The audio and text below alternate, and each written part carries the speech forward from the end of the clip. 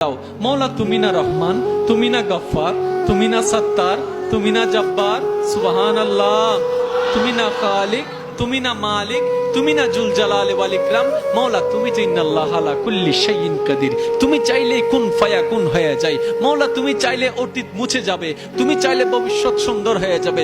মওলা তোমার যদি একটু দয়া হয়ে যায়, জাহান্নামের আগুনও আমাকে স্পর্শ করতে পারবে না মওলা, পারবে না মওলা।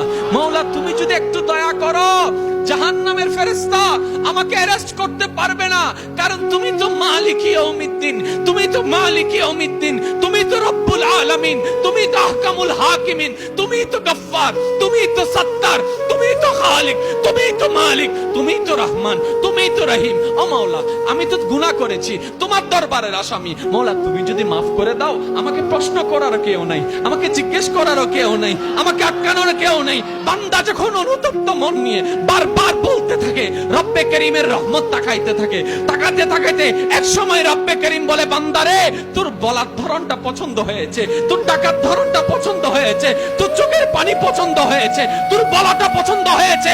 এবার মওলা বলে, আমি তোর সারা জীবনের কত গুনাহ করছিস? বান্দা বলে, মওলা 40,000 পার হয়ে গিয়েছে। কেউ বলে যে মওলা পাহাড় পরিমাণ হয়েছে, কেউ বলে যে মওলা আসমান পরিমাণ হয়েছে। এবার মওলা বলে যে আমি মাফ করে দিলাম, আমি মাফ করে দিলাম, আমি মাফ করে দিলাম, আমি মাফ করে দিলাম, আমি মাফ করে দিলাম, আমার বান্দাকে আমি মাফ করে দিলাম। ফেরেশতা বলে, মওলা এত বড় গুনাহগার, এত বড় আসামি, হাজার গুনাহগার, হাজারটা গুনাহ তওবা করেছে একবার, মাফ চেয়েছে একবার, তুমি মাফ করে দিলা, তুমি মাফ করে দিলা। রব্বে করিম বলে, মাফ করব না তো কি করব?